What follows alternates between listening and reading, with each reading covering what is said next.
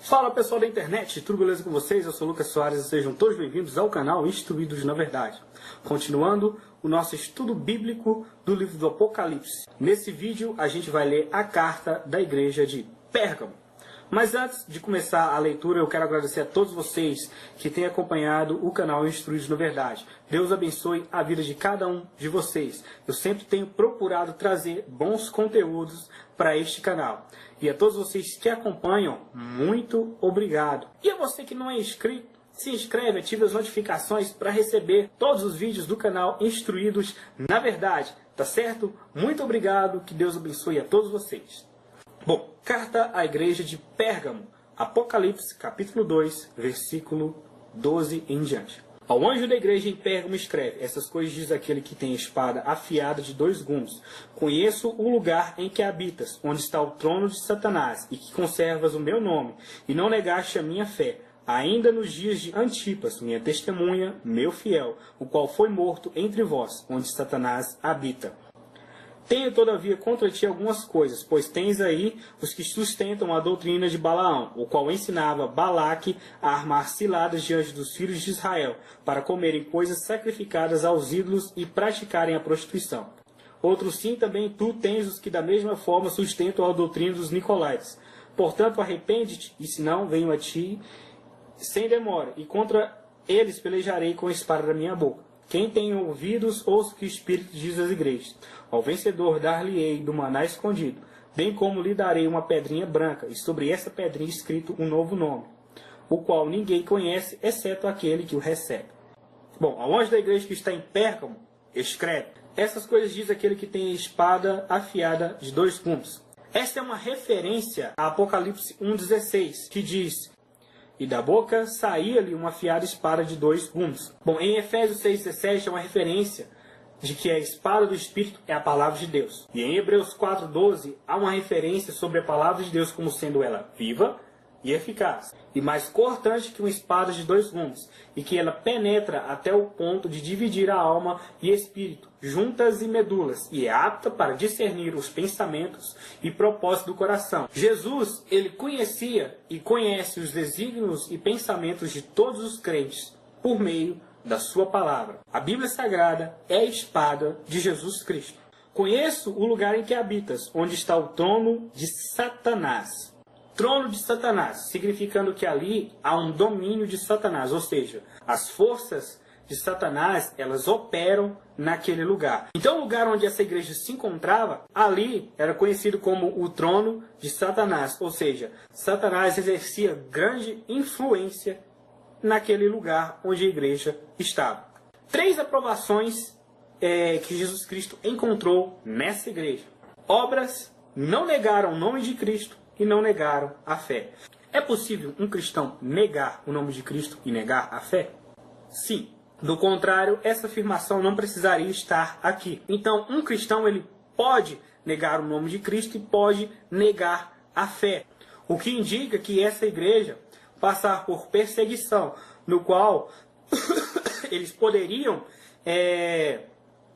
ter uma escolha para salvar a vida deles, que era negar o nome de Cristo e negar a fé. A gente vai ver que nesse texto há um cristão chamado Antipas, que ele foi fiel à causa de Cristo e morreu por essa causa. Então ele não negou o nome de Cristo e não negou a fé que ele professava na causa de Cristo. Bom, os crentes de Pérgamo eram compromissados com a obra de Deus. Eles honravam o nome de Cristo e a fé que professavam. Então, eles tinham um compromisso com a palavra de Deus. Eles honravam, confessavam o nome de Cristo, lutavam pela causa de Cristo naquele lugar. E eles não negavam a sua fé.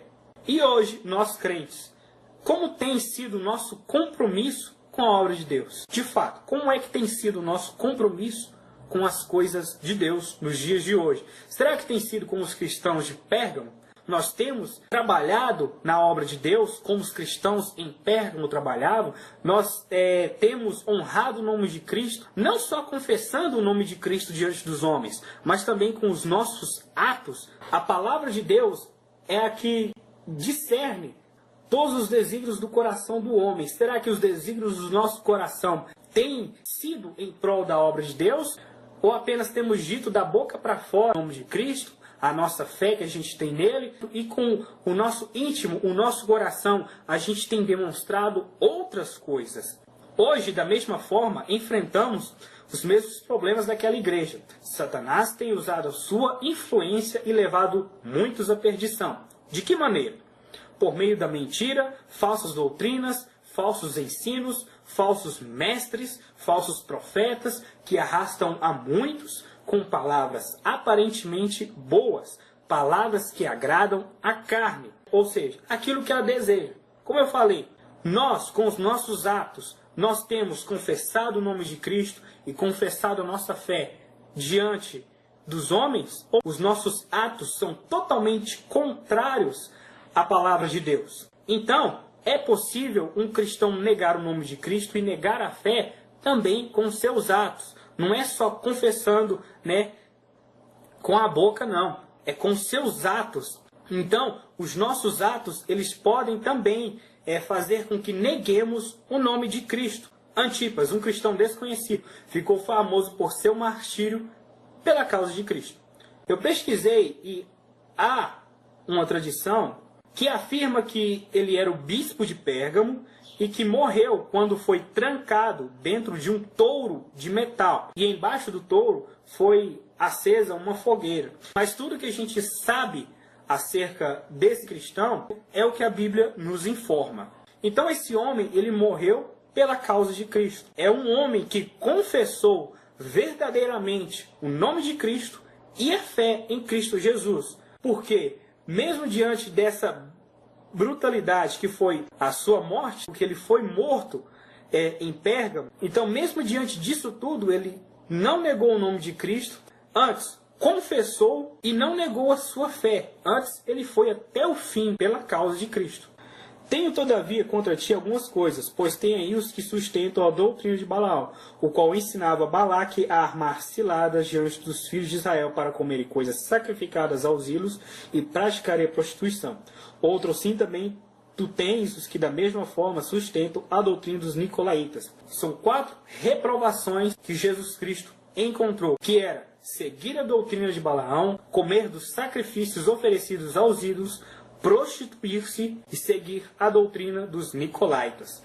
Como eu falei, Satanás ele procura de todas as formas. Muitos estavam seguindo a doutrina de Balaão, muitos estavam comendo dos sacrifícios oferecidos aos ídolos, muitos estavam se prostituindo e muitos estavam seguindo a doutrina dos nicolaítas, que se assemelha às doutrinas de Balaão, que consideravam a prostituição e a imoralidade como não sendo pecados e que era lícito comer de coisas sacrificadas a ídolos. Então, existia isso no meio dos cristãos. São 4 coisas que Jesus reprovou. E por meio dessas 4 coisas, muitos poderiam vir a pecar praticando essas 4 reprovações encontradas na igreja de Pérgamo. Portanto, arrepende-te, e se não venho a ti sem demora, e contra eles pelejarei com a espada da minha boca. Portanto, arrepende-se. Caso você não queira se arrepender, eu virei até você e pelejarei com a espada que sai da minha boca. Então, aos rebeldes é dado a chance de se arrepender. Caso eles não venham a se arrepender, o que acontece? Há o juízo. E hoje? E com os rebeldes de hoje em dia? O que será que acontece? Acontece a mesma coisa. Se um cristão hoje ele cai em algum tipo de pecado, ele tem a chance de se arrepender, ele tem a chance de se redimir. Caso ele insista no erro, caso ele insista no pecado, vem sobre ele o quê? O juízo. Porque todo rebelde, caso não se arrependa, ele recebe o quê? Juízo. Esse é o único prêmio da rebeldia, é o único prêmio da desobediência, juízo e castigo. Jesus, de maneira nenhuma, vai dar galardão a pessoas que insistirem nos seus erros. Antes, elas passarão pelo juízo e enfrentarão o castigo. Então, todo cristão, se ele caiu alguma vez, ele tem a chance de se arrepender.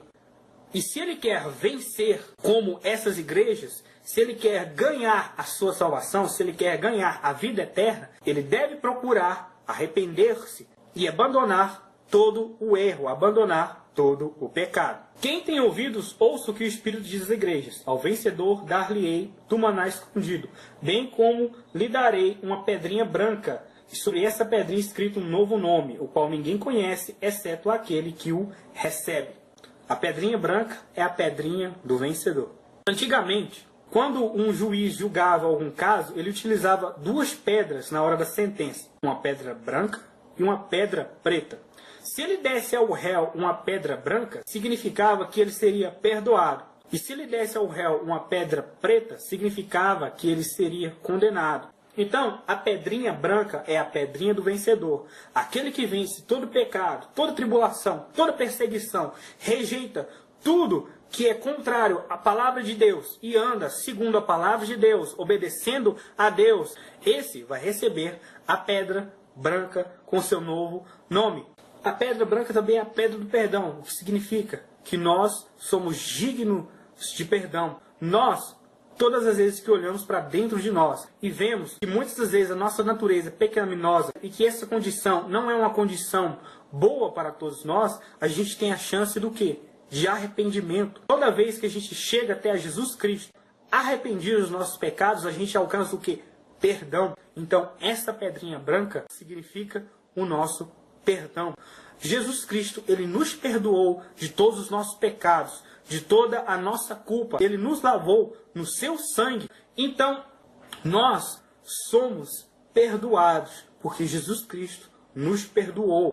Então, que venhamos a aprender com essa falha da igreja de Pérgamo. Vamos lutar contra todas as ciladas que Satanás ele lança diante de nós para nos fazer pecar, para nos fazer cair. E se em algum momento a gente cair, a gente sabe que a gente tem sempre a oportunidade de se arrepender dos nossos pecados e que há um à direita de Deus que hoje nos oferece o perdão. Então saiba que Jesus Cristo, ele te dá a chance de se arrepender e ter uma vida nova, ter um novo nome. Bom, pessoal, essa foi a carta à igreja de Pérgamo. Que Deus abençoe a todos vocês. Andemos na palavra de Deus, sejamos obedientes à palavra de Deus. E até o próximo vídeo, se Deus assim nos permitir. Deus abençoe a cada um e valeu!